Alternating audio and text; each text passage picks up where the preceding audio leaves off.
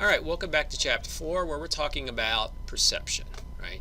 Perception is a set of process by which an individual becomes aware of and interprets information. So we're talking a lot about the interpreting of this new information, right? And what we find when you talk to different people, when you measure their perceptions of what's going on, we find out there's a certain amount of selectiveness going on. We screen out information we are uncomfortable with.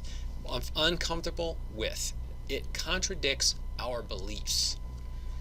So when things cause cognitive dissonance, right? It doesn't agree with how we think we should see it. It doesn't agree with our understanding of the way the world works.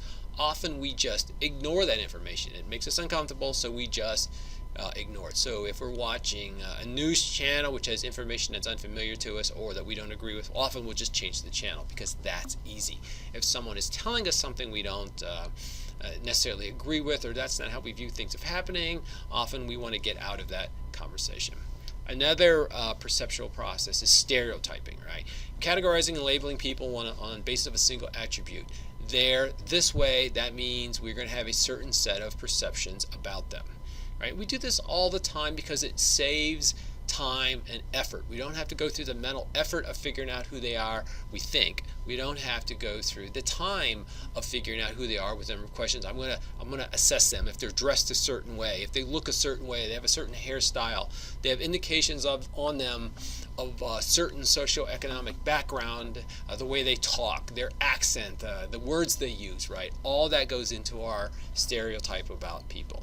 Now, so you should be careful about jumping to conclusions about others, but also from a business standpoint, from a success standpoint, think about your appearance. How do you look? How do you dress? How do you stand? How do you talk?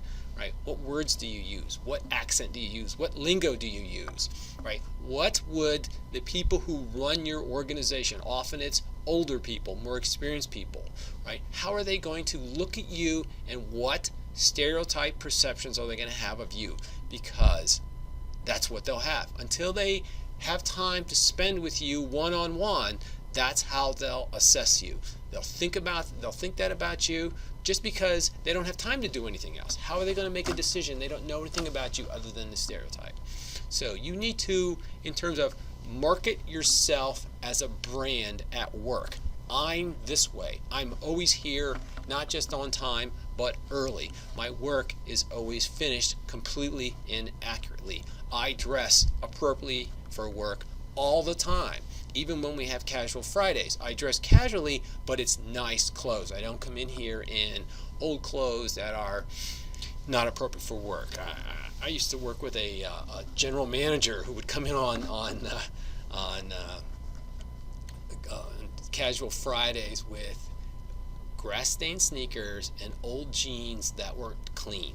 He's working in his gardening, or they had grass stains on them or something like that, and it just looked terrible and not what we wanted in our leader, right? So finally we sort of had a push for, we talked about our employees needed to dress better on Fridays, and that casual doesn't mean sloppy. If you're going to wear khakis, great, they should be clean, they should be pressed. If you're going to wear a pullover shirt rather than a button-down shirt, that's fine. It has to fit you appropriately.